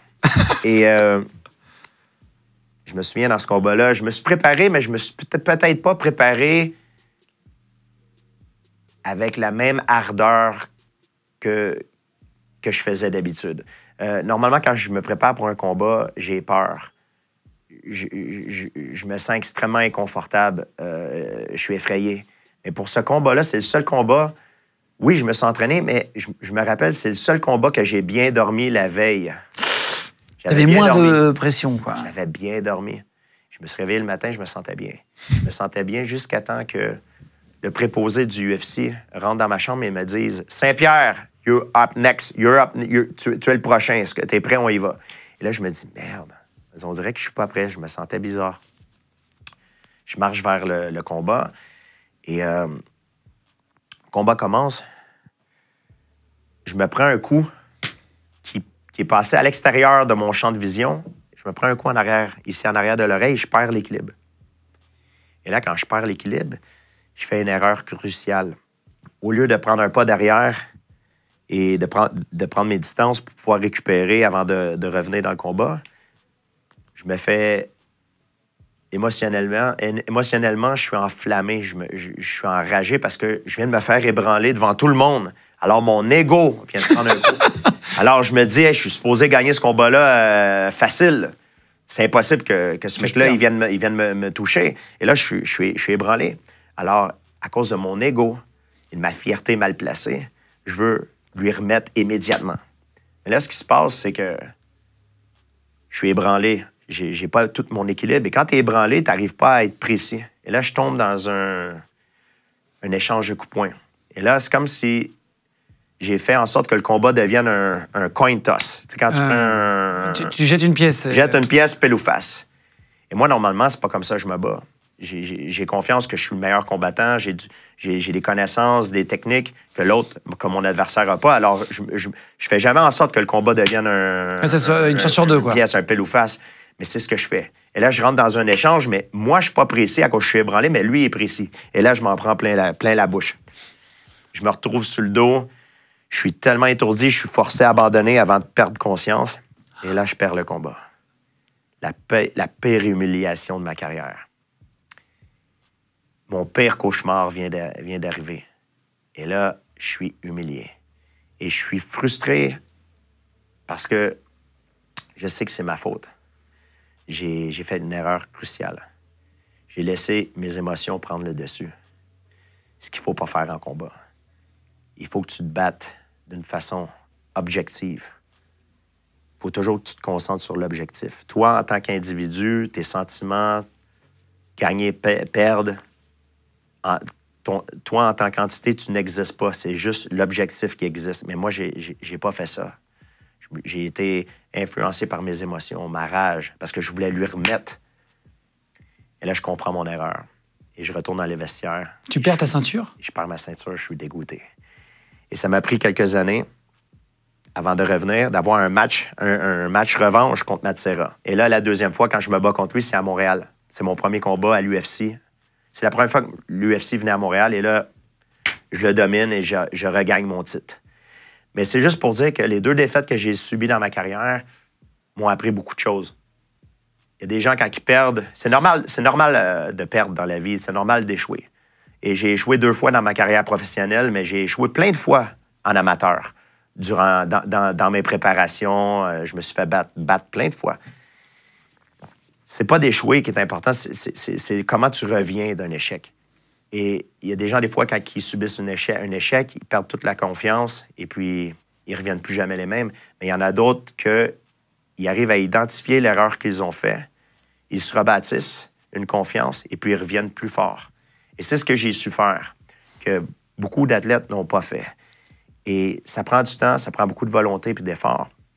Et j'ai même vu des psychologues sportifs pour m'aider à passer à travers parce que tu perds énormément de confiance. Bien sûr, quand tu prends un KO, tu commences à te demander peut-être que je suis pas aussi bon que je pensais. Et les gens, tout le monde te questionne. Mais il faut que tu arrives à te concentrer sur toi-même et faire un gros travail sur toi-même.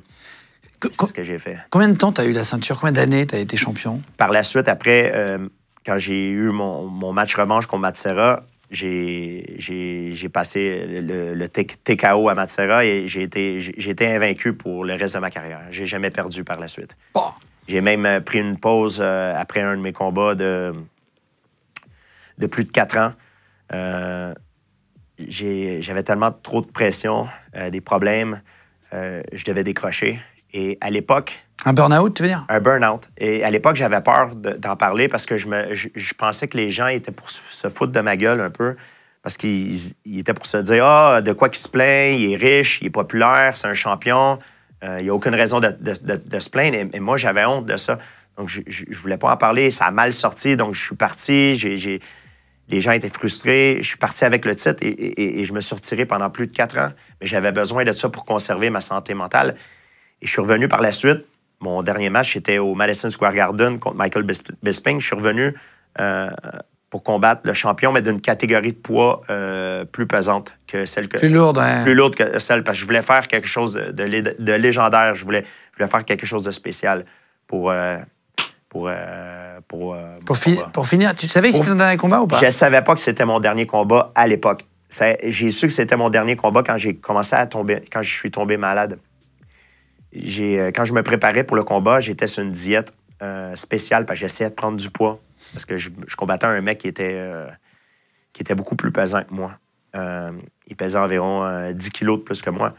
C'est beaucoup. Oui, c'est beaucoup. Et je savais qu'il fallait que je prenne du poids. Je pensais que c'était la bonne chose à faire, mais avec du recul, je réalise que j'aurais dû rester au même poids que je suis parce que... À ton poids de forme, à toi. Absolument. J'aurais conservé ma santé. Oui, j'aurais été plus petit, mais j'aurais été plus rapide. Et je pense... Oui, le poids, ça a un avantage parce que c'est physique, mais je pense que je l'aurais battu pareil parce que j'aurais été encore mieux, j'aurais performé, j'aurais eu une meilleure performance et surtout pour ma santé. Mais j'ai fait l'erreur. J'ai essayé de prendre du poids sur une diète, je me forçais à manger, puis ça m'a rendu malade. J'ai développé une condition qui s'appelle une colite ulcéreuse. À l'époque, quand je m'entraînais pour le combat, j'avais des saignements, j'allais aux toilettes, je saignais. Et je pensais que c'était un cancer parce que j'ai eu des problèmes historiques dans ma famille. Mon grand-père est mort du cancer du côlon. Ouais. Et je commençais à être inquiet à cause de ça. Et je ne savais pas qu'est-ce que c'était. Et pour savoir ce que c'était, il fallait que je fasse une colonoscopie. Et là, tu dois prendre des médicaments pour te vider et tout. Moi, je cherchais à prendre du poids avant mon combat, donc je ne pouvais pas faire ça. Donc, je me suis dit, peu importe ce que c'est, je vais faire les tests après mon combat. Donc, après mon combat, j'ai gagné la ceinture, je suis devenu champion. Je suis allé à l'hôpital, j'ai fait les tests et le diagnostic est revenu. J'avais une colite ulcéreuse. Et là, j'étais sur des médicaments parce que c'est une inflammation du côlon. Et là, j'ai rencontré un docteur à Toronto qui s'appelle Dr. Jason Fung. Il a écrit plusieurs livres. Et lui, il traite des patients atteints de diabète. Et il m'a convaincu d'essayer un de ses programmes de jeûne. J'ai commencé à faire des jeûnes et ça a changé ma vie. Maintenant, j'utilise plus aucun médicament et j'ai plus aucun symptôme. Et je peux manger ce que je veux. Je suis revenu à mon baseline. Et puis, ça a changé ma vie. À ta santé de ton côlon de quand tu étais avant, quoi. D'avant. Absolument. Plus jeune, quoi. Oui, exact. Ça s'appelle la microbiote et tout ça. Microbiome, oui. Ouais. Comment t'es sorti de ta dépression? Comment t'as réussi quand on a un burn-out, c'est difficile psychologiquement. Comment tu as réussi à retrouver goût à ça et à revenir? J'ai appris plein de choses durant ma pause. J'ai réussi à faire des choses aussi que j'avais pas le temps de faire. Moi, je suis un passionné de paléontologie, les dinosaures. J'ai fait des voyages à travers le monde. J'ai visité des sites. Ça m'a fait vraiment du bien. J'ai appris aussi plusieurs choses. Il y a une chose que j'ai appris, un peu comme une règle à 24 pouces. Il y a 24 heures dans une journée. Une journée, tu peux diviser en 3. 8 heures, 8 heures, 8 heures.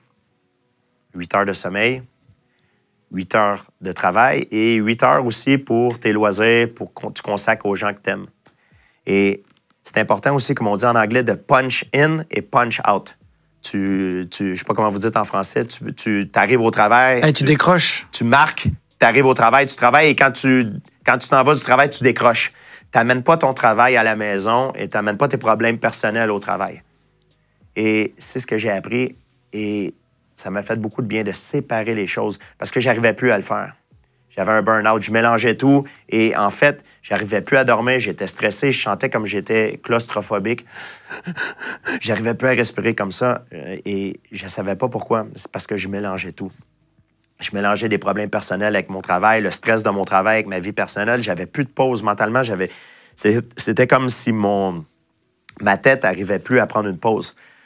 Et je trouve que c'est important, surtout quand tu fais un travail qui est stressant, quand tu fais un travail stressant, prendre un moment, là, ton cellulaire, débarrasse-toi. Si tu as un souper en famille, laisse ton cellulaire à un autre endroit. Prends le temps de prendre un moment avec ta famille, de vivre le moment présent, de ne pas mélanger le travail, d'être à la table, parler au téléphone et de séparer les choses. Compartimenter. Exactement. Et c'est ce que l'analogie de la règle de 24 m'a appris.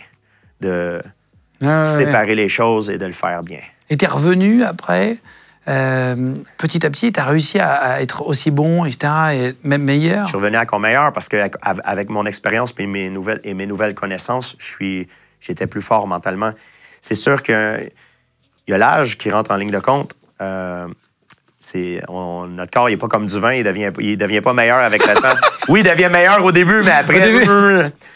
Donc, je pense que quand j'ai fait mon dernier combat contre Michael Bisping, je crois que j'aurais pu en faire d'autres et rester champion. Mais à cause de mes problèmes de santé, je me suis dit, ça vaut peut-être pas la peine que je retourne. J'ai plus besoin d'argent. On en veut toujours plus, mais c'est de l'orgueil. en fait, c'est le désir c'est une tentation qui peut être malsaine. Je pense que pour ma santé, je vais me retirer à mon top. Et je suis content de l'avoir fait pour ma santé, mais aussi du fait que quand tu te retires au top, tu as des opportunités qui s'ouvrent à toi. Des opportunités qui n'aurait pas été là si je me serais retiré sur des défaites. Trop tard, ouais. Exactement. Et c'est dommage parce qu'en sport de combat, il y a plusieurs athlètes qui se retirent trop tard. Et non seulement ils endommagent leur santé, et puis ils se tirent dans le pied au niveau du business. Pour l'image, etc. Absolument, 100%. Toi, tu as eu quoi comme business après? Et puis juste après, il y a une petite surprise qui arrive. Tu as eu quoi? Tu as fait du cinéma, tu as fait plein de gros films, tu as pu jouer dedans? J'ai fait plusieurs choses. Je suis vraiment chanceux. J'ai eu la chance de jouer dans Captain America, le soldat d'hiver, avec Chris Evans. J'ai une scène de combat dans Captain America. C'est d'être génial. À laquelle Chris Evans me botte les fesses. En fait, c'est pas Chris Evans. Parce que t'es le méchant dans le film. C'est son stunt double. C'est son cascadeur. En fait, ce que les gens réalisent pas, j'ai eu une scène de combat avec Chris Evans, avec Anthony Mackie aussi dans la série Le Faucon et le soldat d'hiver sur Disney. Mais les acteurs sont pris pour leur visage, pour leur qualité d'acteur. La plupart du temps, les acteurs ne font pas leur cascade. Il y a des gens très forts qui font leur cascade pour eux, qui sont extrêmement compétents. C'est souvent des cascadeurs, des anciens gymnastes. Et c'est avec eux que les scènes de combat sont faites. Même moi, j'avais un cascadeur. La plupart des scènes de combat, je les ai fait moi-même. Il y a des séquences que le mec, il fait un double salto, il atterrit sur le ciment. Je pouvais pas prendre le risque de faire ça. Je fais de la gymnastique, mais je suis pas aussi compétent que ces mecs-là. Donc, quand on regarde un film, la raison pour laquelle les films sont très intéressants et spectaculaires, c'est à cause des cascadeurs. Et moi, je suis d'avis qu'il devrait avoir une cérémonie pour remercier les cascadeurs. Mais il n'y en a pas. On fait juste remercier les acteurs. Mais les cascadeurs, c'est eux qui font le travail en arrière-scène. Donc ça, c'est une des opportunités que tu as pu vivre. Qu'est-ce que tu fais d'autre comme business quand tu arrêtes le MMA? Je suis en fait beaucoup plus occupé maintenant. Je suis plus un entrepreneur que j'étais quand je faisais les combats. Maintenant, je ne suis plus seulement un athlète. Je fais des séminaires, des conférences. J'ai une compagnie d'équipement de fitness en ligne qui s'appelle BaseBlock, qui a explosé durant COVID parce que les gens ne pouvaient pas aller dans les salles de sport. Donc, nous, on a créé des compagnies d'équipement que tu peux commander et faire le gym à la maison. Donc, des équipements de kinesthétique, de gymnastique. Tu peux faire des tractions, des pompes, des trucs avec le poids de corps. Oui, exactement. C'est très intéressant. Ça s'appelle BaseBlock Pro, la série Pro, c'est la mienne. J'ai aussi une compagnie de suppléments alimentaires. Moi, je viens de la ferme. Souvent, je mangeais les organes d'animal, comme le bœuf. Et j'ai créé un supplément alimentaire. C'est du foie et du cœur de bœuf nourri à l'herbe. Top qualité, qui s'appelle Warrior. J'ai aussi une vodka qui est sortie. J'ai aussi je fais partie j'ai une plateforme de santé en ligne qui est santé physique et mentale.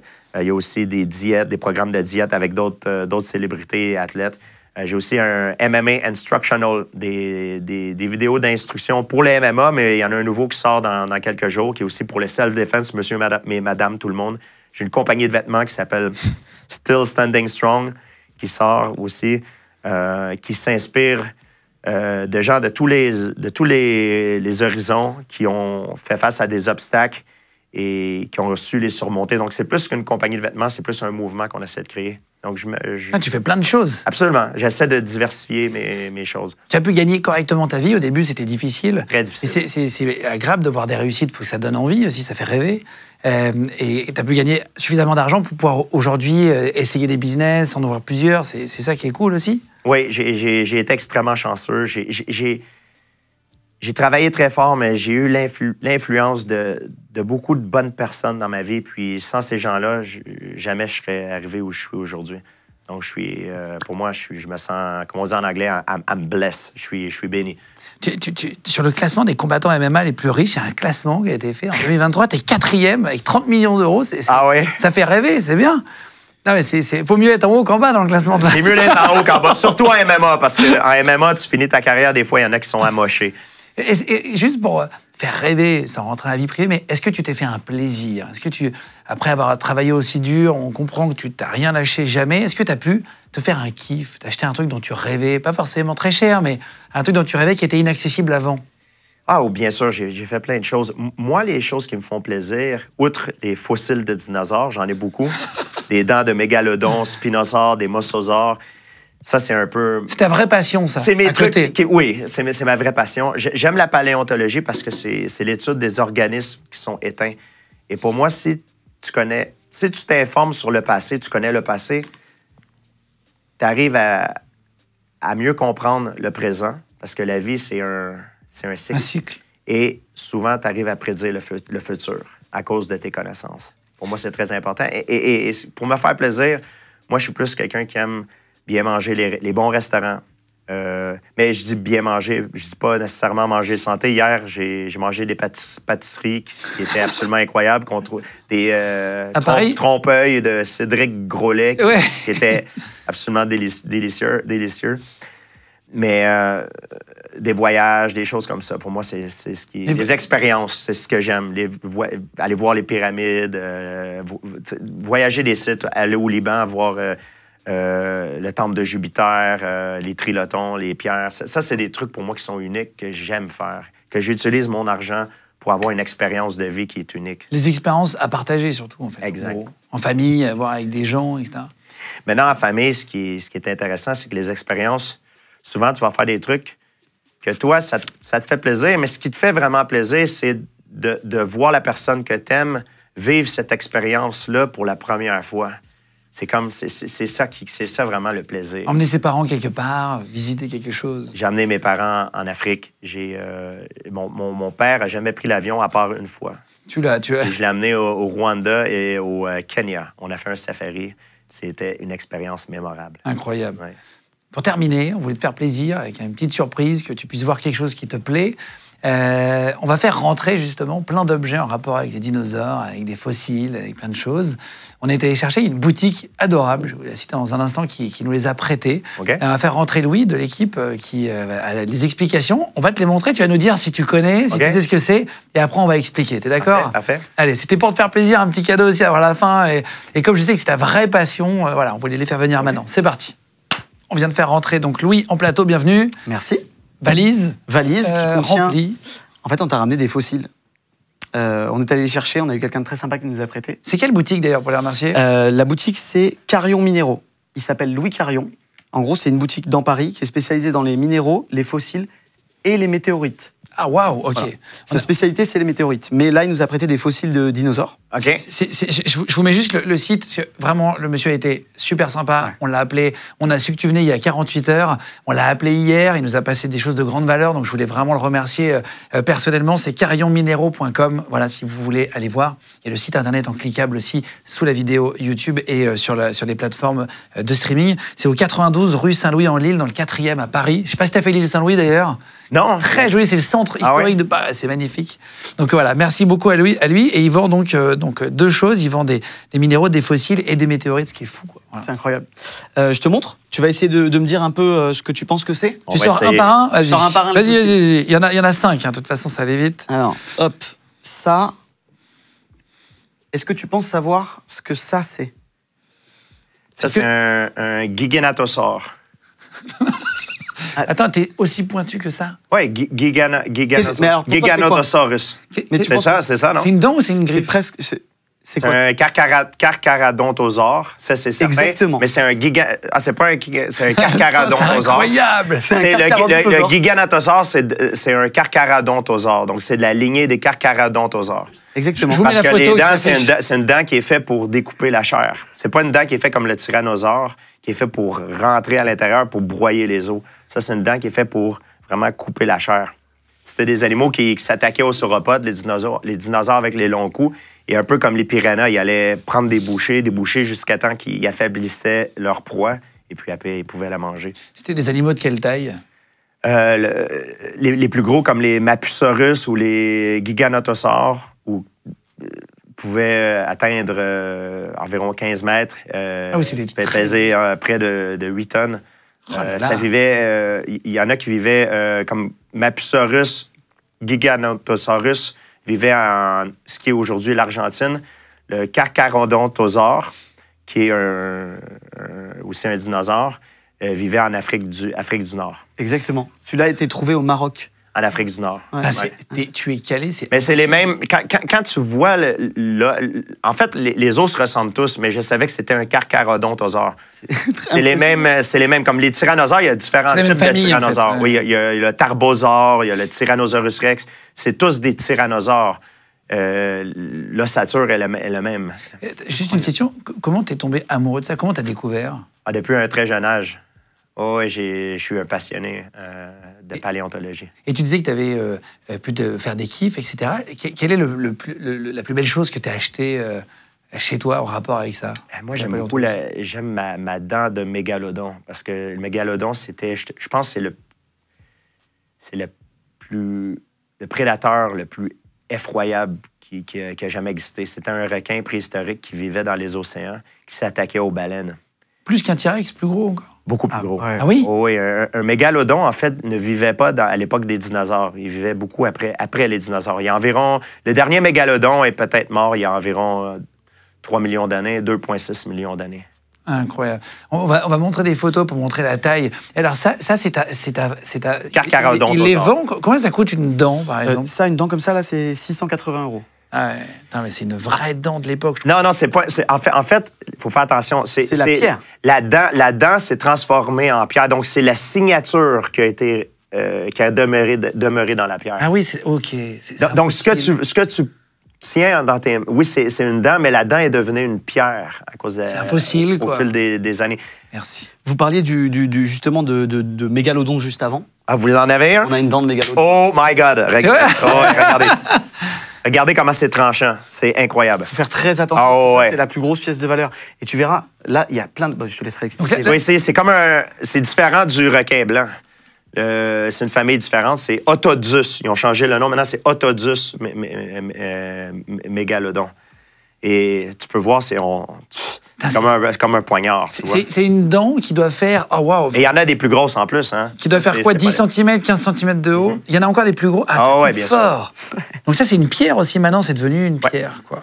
Ah, tu disais un mégalodon, c'était énorme. C'était quoi la taille à peu près par rapport à une baleine, tu vois? Environ comme un cachalot aujourd'hui. Vous voyez, un cachalot, c'est quoi? 18 mètres. On n'a pas d'os du mégalodon parce que tout ce qui reste du mégalodon, c'est comment on dit? Le cartilage. Le cartilage, exactement.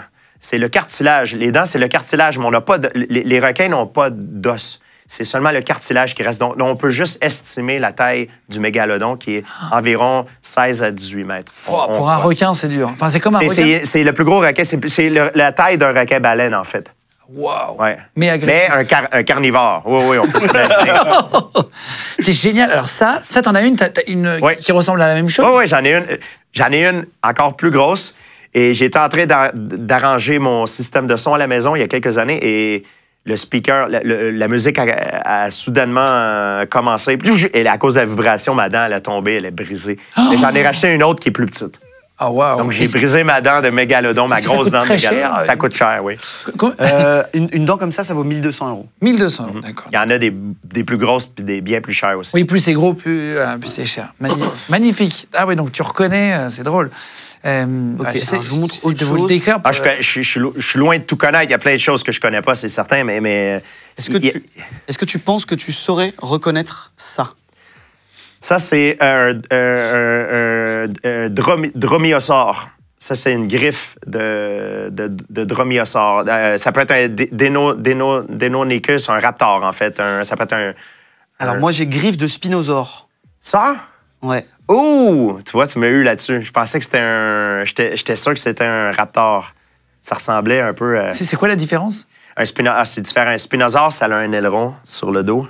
Mais j'étais sûr que c'était un raptor. Ah, ça fait très grosse griffe, un peu jaune. Pareil. Un spinosaure, c'est un dinosaure qui vivait sur la Terre, mais qui passait beaucoup de temps dans l'eau, à ce qui paraît, et qui était probablement le plus gros carnivore terrestre. Bon.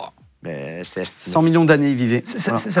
En Afrique du Nord. Ouais, pareil, Maroc. Ça ferait rêver de faire un voyage dans le temps et de voir ça. Je trouve que c'est incroyable, quoi.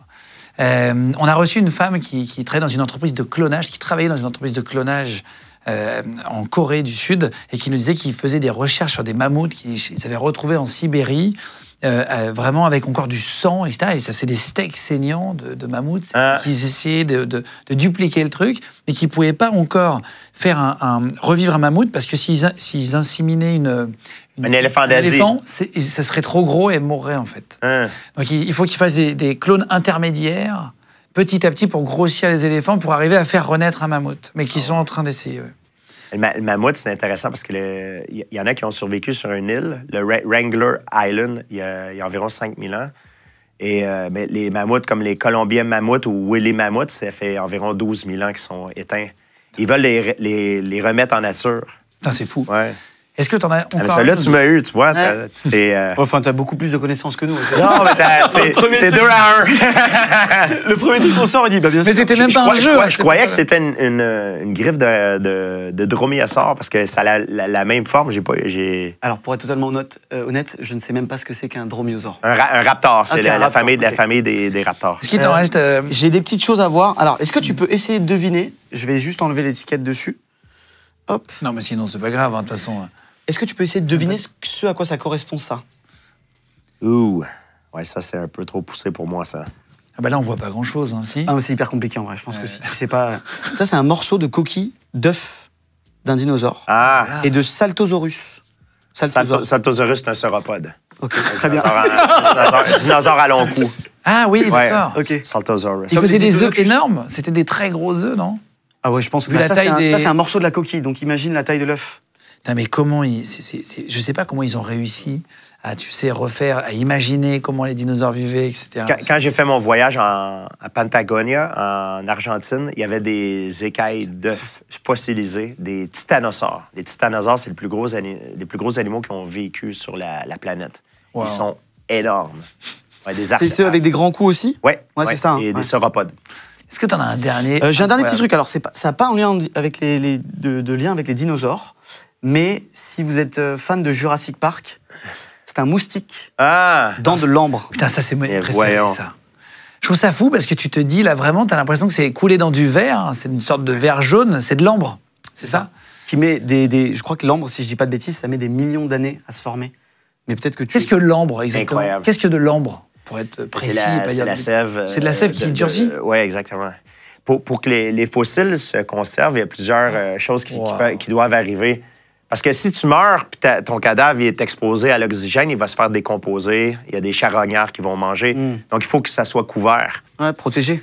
Protégé de l'oxygène. Incroyable de voir. Tu sais, c'est comme si c'était arrêté dans le temps. Tu dis que ce moustique, il a peut-être vu des dinosaures et tout. Je trouve ça fou. Ouais. Merci beaucoup encore à Carillon Minéraux. Merci mille fois, eux, de nous avoir prêté. Je vais passer les voir la prochaine fois que la prochaine fois que je viens sur Paris, je vais aller à la boutique. Je vais passer, c'est incroyable. Tu nous le diras. Ouais. J'ai dit une bêtise, je peux te la refaire juste? Vas-y, bien sûr. Le moustique, ça a quand même son prix. C'est quand même 180 €. D'accord, très bien. En même temps, il n'y en a pas tous les jours. Merci beaucoup. Si t'es Elon Musk, tu peux acheter toute la connexion. Merci encore à lui, en tout cas. Voilà. Merci beaucoup, Louis. Avec plaisir. Voilà, on va enlever la mallette et on va se dire au revoir juste après. Voilà, on a fait sortir la mallette. Ça t'a fait plaisir de voir? Ça m'a fait vraiment plaisir. On a vu que tu étais vraiment passionné, en tout cas. Ça fait plaisir à voir. Ouais, il me reste encore énormément de choses à apprendre. Il y a un temps, quand j'étudiais, j'étais extrêmement motivé. Mais le problème, c'est qu'il y a seulement 24 heures dans une journée. 3 fois 8. Je suis trop occupé, exact. Pour terminer, je rappelle qu'on embrasse Franck Gastambide. Tu es dans sa série qui s'appelle La Cage, qui est sur Netflix, qui est une série autour du MMA où tu joues ton propre rôle, où tu vas être un mentor pour quelqu'un, un peu faire ce qu'on t'a permis aussi d'être. Tu vois, on t'a aidé, etc. Tu vas jouer ce rôle-là. Tu t'es éclaté à jouer ce rôle, ton propre rôle dans une série? J'ai adoré. Et encore merci à Franck qui m'a donné la chance. Et pour moi, c'était un honneur parce que je sais quand Franck Gastambide fait quelque chose, j'ai regardé son film Medellin et je suis vraiment un fan de ce qu'il fait. Et pour moi, c'était important que s'il y a une série sur le MMA qui sort, surtout à l'échelle mondiale, je voulais que ça soit quelque chose d'authentique. Et pour avoir vu la série, je peux vous dire que c'est vraiment authentique. Ça explique vraiment les problèmes et les obstacles auxquels les combattants en MMA doivent faire face. Et c'est vraiment intéressant. Dans la série, dernière question, mais c'est intéressant, il y a une scène où il y a au mur plein de ceintures, des trophées, des médailles, etc. C'est comme ça chez toi? Tu as une pièce, un endroit aussi où tu as mis toutes tes victoires, tes ceintures? Pas vraiment. J'ai juste un gym à la maison. J'ai mis quelques photos, mais toutes les ceintures que j'ai gagnées, j'en ai gardé 2. Une chez moi où j'habite au Canada et une dans mon condo en Floride. Et les autres, je les ai données à tout le monde. Je les ai données à mon mentor, Christophe Midou, à mes parents, à d'autres de mes entraîneurs et à d'autres personnes qui m'ont aidé durant mon parcours. Parce que pour moi, une ceinture, si je la garde chez moi, ça l'enlève son importance. Pour moi, une ceinture, c'est un objet. C'est pas vraiment l'objet qui est important, c'est ce que ça représente. Pour moi, ça l'inspire les gens. Donc, il faut la mettre dans un endroit public pour que peut-être un jeune la voit puis qu'il se dise « Hey, moi aussi, je veux faire la même chose et puis je vais y arriver. » Et puis ça peut l'inspirer. Dans la série, il y a Brahim Boulel qui a un T-shirt avec marqué Georges Saint-Pierre dessus. Il n'y a pas de S sur Georges. Oui, c'est vrai. Ça, c'est l'erreur que les Américains font normalement, pas les Français, parce que c'est George. Il n'y a pas de S, mais Georges, les Français doivent savoir que ça prend un S, exact. C'était pas fait exprès, non? D'après moi, c'est un T-shirt qui vient des États-Unis. OK, on s'est demandé. Bon, merci 1000 fois, en tout cas, d'être passé. C'était un plaisir de faire cette émission, de te rencontrer, de passer un moment avec toi. Merci d'avoir été généreux, d'avoir raconté un peu ce que tu as vécu. Ton parcours, c'est intéressant aussi de comprendre tout ça. J'espère que ça t'a plu et que tu as pu être à l'aise avec nous. Tu m'as mis très à l'aise et merci encore pour m'avoir reçu sur ton show. Puis vraiment content, merci encore. Merci 1000 fois. Je vous mettrai tous les réseaux sociaux. Si vous voulez suivre Georges sur n'importe quel réseau, je mettrai tous les liens cliquables. Pour la vidéo de Self-Défense aussi, dès que ça arrivera, voilà, je mettrai tout en cliquable pour la vidéo si vous voulez.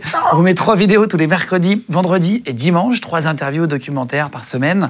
N'hésitez pas à vous abonner, vraiment ça nous aide beaucoup. Plus on est nombreux, voilà, plus ça nous aide pour avoir différents types de personnalités. Donc abonnez-vous, likez la vidéo, n'hésitez pas à la commenter, ça nous aide aussi quand vous mettez la petite cloche pour l'algorithme. Et pareil sur toutes les plateformes de streaming audio, Spotify, Deezer, Google Podcast et Apple Podcast, ça nous aide beaucoup quand vous mettez 5 étoiles dessus. Ça pousse et on est numéro 1 aujourd'hui au jour du tournage. Donc voilà, merci beaucoup, merci à toute l'équipe d'avoir préparé l'émission et on se retrouve bientôt pour une prochaine vidéo. Ciao tout le monde.